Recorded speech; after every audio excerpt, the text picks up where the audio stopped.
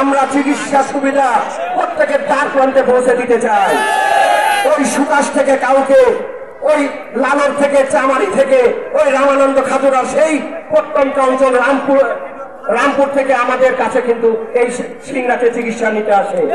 একটা অসুস্থ মানুষকে আসতে কিন্তু 25 কিলো রাস্তা ব্যবধান করে আসতে হয়।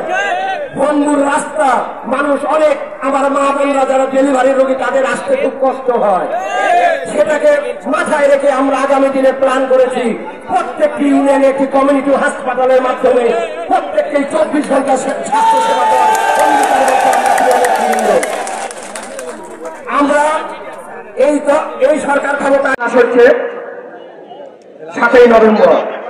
3রা নভেম্বর যখন শহীদ প্রেসিডেন্ট জিয়াউর রহমানকে গ্রেফতার করলো, তখন সিপাহী বিপ্লব ঘটলো, জনতার বিপ্লব ঘটলো।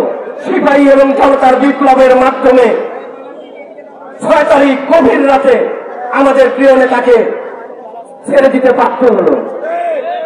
সেই ছেড়ে দেওয়ার বাধ্য হলো 7ই নভেম্বর সকালে জনগণের সেই বিপ্লবের মাঝে একটি নতুন দেশ, নতুন স্বাধীনতা পেল।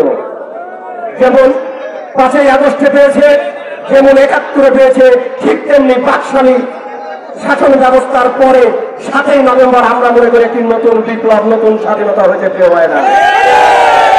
সেই স্বাধীনতার পরে জনতা, বিশেষ করে জনগণ শহীদ প্রেসিডেন্ট জিয়াউর রহমানকে কোনোভাবেই সে সেনাপ্রধান থাকতে দিল না, বললো আপনাকে রাষ্ট্রপ্রধান হতে হবে। তখন জনগণের ক্ষমতা তাকে জোর করে তুলে দিল শহীদ প্রেসিডেন্ট জিয়াউর রহমানের কাছে প্রিয় ভাইরা। তারপরে তার মৃত্যুর আগ পর্যন্ত শহীদ প্রেসিডেন্ট জিয়াউর রহমান এই বাংলাদেশকে 19 দফার মাধ্যমে এই বাংলাদেশকে স্বনির্ভর বাংলাদেশ করেছে। সময় পর যখন 91 সালে দেশনেত্রী বেগম খালেদা জিয়াকে জনগণ আবার ক্ষমতায় দিয়েছে, 91 ক্ষমতার পরে দেশ যখন তুলিদিন ঝড়ির পরে দেশ যখন একটু স্বনির্ভর হতে শুরু করেছে, তখন কুচক্রী মহল্লা, ভারত সহ বিদেশি কুচক্রী মহল্লা আমাদের দেশনেত্রী বেগম খালেদা জিয়ার পতন করানোর জন্য উঠে পড়ে লেগেছিল।